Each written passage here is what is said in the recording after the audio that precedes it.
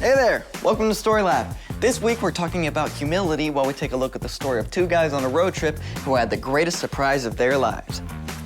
Ooh, spicy.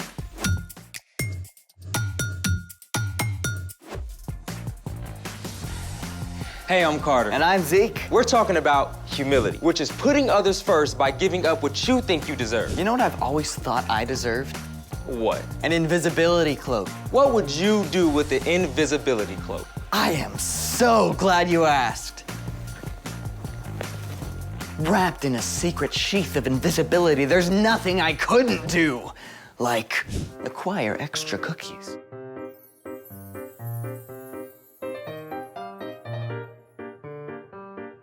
Or surprise my friends. Sherry, Sherry baby, Sherry, Sherry baby. The possibilities are endless. Okay, number one, I can see why you want to be invisible for karaoke. Oh, I don't want to make people jealous of my amazing vocal stylings, obviously. And number two, you will be happy to know that scientists are working on a real invisibility cloak. What? Yep, scientists have engineered a new class of materials called metamaterials that interact with light in ways we've never seen before. A metamaterial cloaking device can hide an object by reflecting light around it. So, someone watching will simply see signals from images behind the object, as if it weren't there. A real-life invisibility cloak? Mind blown. Zeke, what are you doing? Ordering my invisibility cloak, of course. I hate to tell you this, Zeke, but I-N-V-I-S-I-B-I. Why are there so many I's? so far, scientists have only been able to cloak something less than 1 inch tall. Oh. So I need a invisibility cloak and a shrink ray. Actually, I know a way we can make something disappear right here in this room. I've already been disappointed once today. No, really, it's super easy. Don't break my heart. This will work, honest. Well, then, let's make it.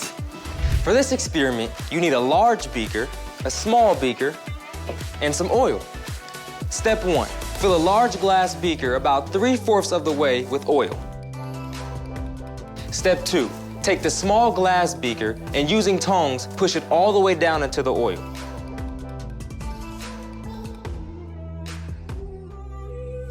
There you go. Whoa, it really worked. I can't see the small beaker at all. It's our very own cloaking device. Okay, science. How does this happen?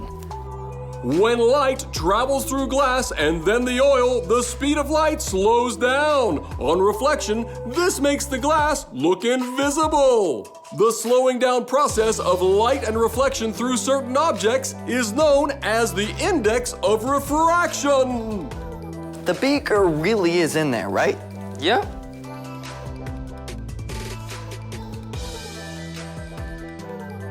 I love science.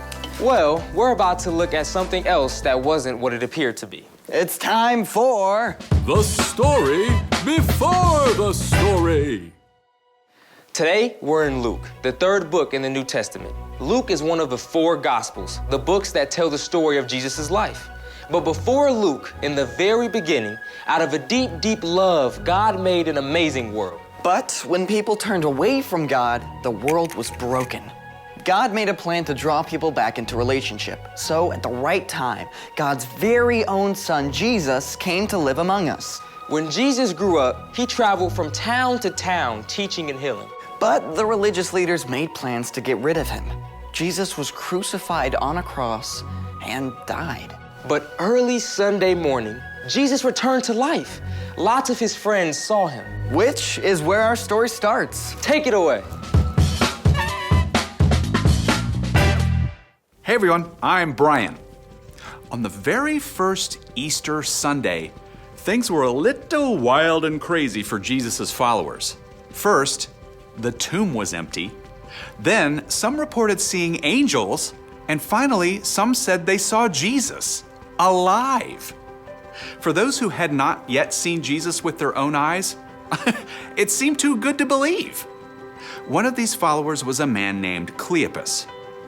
Sunday afternoon, Cleopas and a friend were walking from Jerusalem to the town of Emmaus, about 7 miles away.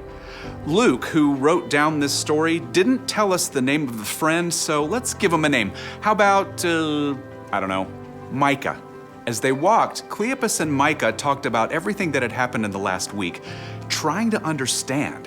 While they were deep in conversation, a man came up and started walking along with them. Spoiler alert, the man was Jesus. But God kept Cleopas and Micah from recognizing him. Jesus asked them, "What are you talking about as you walk along?" The two men stopped in their tracks. They just couldn't believe anybody could have missed all the action. Are you the only person visiting Jerusalem who doesn't know about the things that have happened there in the last few days? What things? About Jesus of Nazareth. He was a prophet. He was powerful in what he said and did in the sight of God and all the people. The chief priests and our rulers handed Jesus over to be sentenced to death. They nailed him to a cross. We had hoped that he was the one who was going to set Israel free. Yeah. Now it's 3 days since all this happened, and some of the women who followed Jesus have told us something crazy. Get this. Early this morning, they went to the tomb, but they didn't find his body. They came and told us they saw angels who said Jesus was alive. After that, some of our friends went to the tomb. They saw it was empty, just as the women had said. How long it takes you to believe all that the prophets said. Didn't the Messiah have to suffer these things and then receive his glory? As they walked together toward Emmaus, Jesus started explaining everything that the scriptures said about him. Now remember, these men did not have the New Testament. They had the laws that God had given to Moses and all the stories and prophecy written down in the Old Testament. Jesus went through it all, step by step, and explained God's plan. He told them how it was predicted all through Scripture that the Messiah, Jesus, would come to save God's people, and that he would have to die and return to life. Cleopas and Micah were completely floored by what Jesus said. When they reached Emmaus, it looked like Jesus was about to keep going, but they didn't want the conversation to end. Stay with us. It's evening. The day is almost over. So Jesus went into the place where they were staying and sat down to dinner with them. He picked up the bread. "Thank you for giving us our daily bread." As Jesus broke the loaf of bread and handed it to Cleopas and Micah, their eyes were opened. Suddenly, they recognized who he was. Jesus. It's you. As soon as the men recognized Jesus, he disappeared. Remember how excited we were on the road as he explained what the scriptures meant? It could only have been Jesus. The men were so excited that they left their dinner sitting on the table and ran all the way back to Jerusalem that evening, 7 whole miles. They went immediately to the place where Jesus' closest friends were staying. We've seen Jesus. He walked with us on the road to Emmaus. The men told about everything that had happened. It was just one more amazing confirmation of the incredible truth. Yeah, that Jesus is alive. The end. Just imagine if you're one of those guys. I mean, you find out it's Jesus, and then he just disappears. Like, he can do that now. I wish I could have heard Jesus himself explaining God's whole plan. Yeah, that was a pretty awesome thing Jesus did for them. So, what's our part in the story? Jesus cared about his friends so much that he wanted them to understand the big picture of what God was doing. And we can take the time to help others understand what God is up to as well. Like, if you have a friend that feels like they don't fit in anywhere, remind them that God has made them unique, and he has a special place for them to feel that no one else can. Or maybe your cousin is going through a really rough time. You can encourage them that God can use even really hard things to do something good. You can show humility by taking the time to help people understand other stuff too, like a hard math problem. Or how to tie their shoe. Or the best way to shoot a basketball. Yeah, just be patient, even if they don't get it the first time. Or the second time. Yeah, I mean, I sure don't understand things right away either. Yeah, that's right, me included. See you next time. So, here's the thing. Put others first by helping them understand. Could we get a giant glass vat of oil for me to turn invisible in? Ew.